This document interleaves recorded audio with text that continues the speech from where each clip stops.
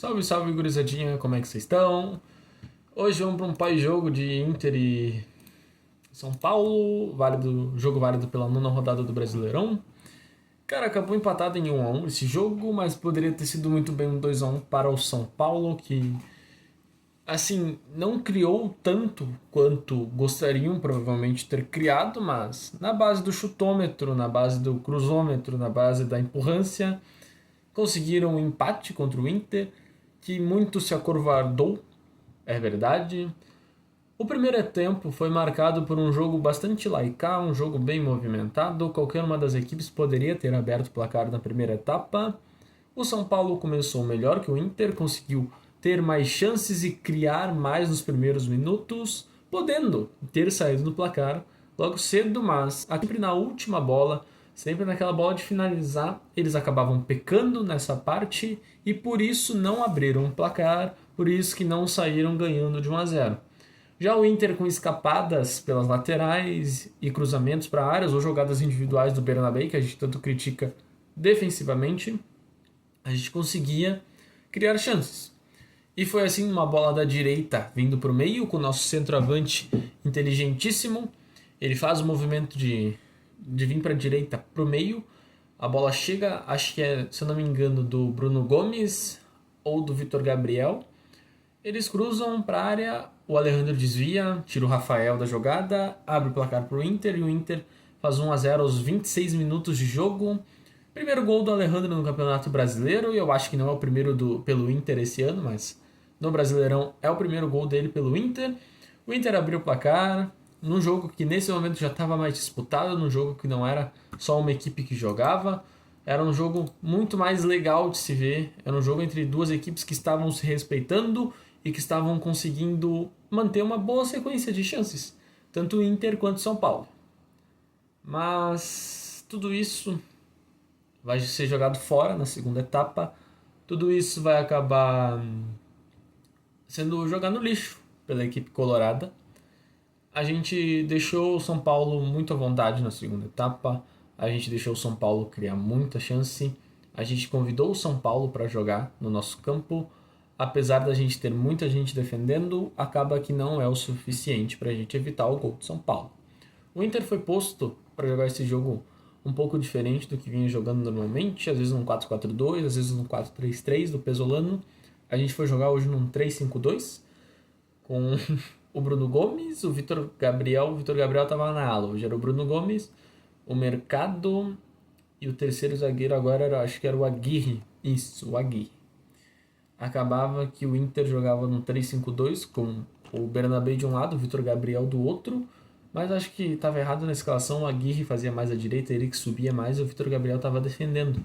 Mas acaba que não muda muito o esquema tático, porque atacando os dois viraram alas, tanto o Bernabé quanto o Vitor Gabriel ou o Aguirre, quem estava pelo lado direito, um dos dois, e na defesa eles viravam laterais.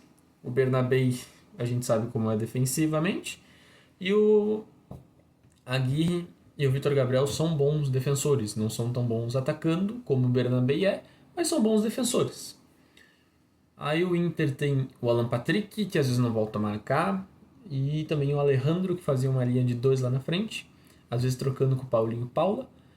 O Alan Patrick e o Paulinho Paula trocavam para ver quem ia para o ataque ou quem ficava no meio. E o Bruno Henrique e o Vilagra faziam esse meio campo junto com um dos dois que ficavam flutuando e trocando toda hora para confundir a marcação. Mas acabou que a gente viu que não deu certo. O Inter errava muito na saída de bola, o Inter dava a bola para o São Paulo várias vezes, inúmeras vezes o Inter entregava a bola para o São Paulo, tanto saindo de tiro de meta, do Antony chutando e entregando a bola de graça lá na frente, ou do Inter não conseguindo sair e jogar e praticamente chutando duas bolas só no segundo tempo inteiro, em 45 minutos, mais 8 minutos de acréscimo. O Inter chutou duas vezes no gol, e não conseguiu criar e levar perigo ao gol do Rafael, que com certeza não precisou fazer nada na segunda etapa. Então foi um jogo bem ruim do Inter na segunda. Vamos botar assim, no segundo tempo. Talvez seja o pior segundo tempo que o Pesolano tenha feito no comando do Internacional. E é bem triste, porque o Inter é muito forte, sempre foi conhecido por ser forte no Beira-Rio, por criar ambientes hostis no Beira-Rio e ser um time muito forte na sua casa. Atualmente tem a segunda pior campanha como mandante, perdendo apenas para o Coritiba, que tem 3 pontos. Acabou de perder para o Vasco de Renato Gaúcho, que está em 7º lugar no Brasileirão. Venceu 3 jogos aí, Palmeiras, Grêmio e Coritiba, então o Vasco tá subindo. Mas enfim, o assunto não é Vasco, o assunto é Inter, e o Inter tem a segunda pior campanha, com 4 pontos, o empate agora com o São Paulo, e a vitória na última rodada contra a Chapecoense leva o Inter a ter feito 4 pontos, e enfim, tem a segunda pior campanha como mandante no atual Brasileirão. Acaba que ruim, porque a gente quer conquistar os pontos em casa. Os pontos em casa, em tese, é para ser mais fáceis de conquistar, coisa que o São Paulo mostra que às vezes não é tudo isso, que o São Paulo tem a terceira melhor campanha como visitante, então, querendo ou não, era um mandante ruim contra um bom visitante, e acabou que terminou em 1-1. O gol do São Paulo é uma boa jogada do Wendel pela esquerda, ele carrega com liberdade até a intermediária do Inter, cruza na segunda trave, o Antony sai bizarramente do gol. Não sei se ele foi para cortar, se ele foi fazer alguma coisa, mas a bola passa pelo Antony, chega no Caleri, o Caleri finaliza muito bem, num golpe karateca praticamente, empurra pro gol, empata. E nesse momento eu achei que o São Paulo ia virar o jogo, achei que o São Paulo ia conseguir, na base da empurrância, fazer o segundo gol e vencer esse jogo, mas acabou que Deus foi bom com o Internacional e a gente conseguiu sair pelo menos com 1 ponto de dentro de casa. A gente estava vencendo o jogo e a gente conseguiu entregar a bola para o São Paulo, a gente deu a bola para o São Paulo jogar e as alterações infelizmente não foram boas, mas algo que vale destacar, por que teve tanto tempo de acréscimo? Bruno Tabata teve um choque com o Wendel, acabou tendo problemas na cabeça, acabou desmanhando por um breve período de tempo, um curto período de tempo, acabou ficando 4 minutos parado. E a gente deseja a melhora ao jogador, ao Bruno Tabata, que se recupere bem e não seja nada sério. Mas por conta disso, por isso que teve mais acréscimos que o normal. Foi num choque, num cruzamento também, mas graças a Deus, aparentemente ele estava tudo bem, ele conseguiu caminhar e conseguiu estar melhor, aparentar estar melhor. Já como é que eu acho que vai se proceder as próximas rodadas para o Inter, que atualmente é o 13º colocado do Brasileirão, com 9 pontos, 9 pontos se eu não me engano. O Inter enfrenta o Corinthians nesse domingo, dia 5 de abril, no domingo, lá na Neoquímica Arena, e a gente sabe como é que é o Corinthians na Neoquímica Arena contra o Inter, né? Já não é de hoje que a gente tem problemas com a arbitragem lá, não é de hoje que a gente tem problema com, sabe, né, com o Corinthians em si. 2020 a gente lembra, lá com o Tinga a gente lembra, então assim, é um carrasco do Inter, e o Inter não gosta do Corinthians e o corintiano também não gosta do Colorado. Depois a gente tem jogos contra Grêmio e Mirassol no Beira-Rio. Aparentemente o Beira-Rio não vale de mais nada atualmente, mas ainda assim são jogos em casa, são jogos mais equilibrados. Acredito que o Grêmio não esteja assim numa crescente tão absurda e também tem outras competições para priorizar, mas eu acredito que vai vir de um jogo encardido agora contra o Palmeiras amanhã e tem mais uma rodada de frente ao Inter. E depois o Inter pega o Mirassol, e já não é o mesmo da temporada passada, mas mesmo assim é um time chato de se enfrentar.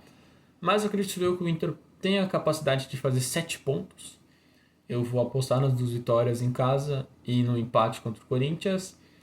Esse é meu lado otimista. No meu lado, eu diria realista, enfim, sendo realista, acredito que o Inter perca para o Corinthians, empate com o Grêmio e ganhe do Mirassol. A gente faça 4 pontos de 9 e a gente vai a 13 pontos. E aí eu não sei onde a gente vai estar na tabela, mas imagino eu que a gente vai estar numa situação mais segura do que a gente está atualmente em 13º lugar. Foi um jogo ruim, foi um jogo péssimo na segunda parte, o primeiro tempo mais disputado, mas assim, é um sinalzinho de alerta pro dono pesolano aí. Esse foi o vídeo, espero que vocês tenham gostado.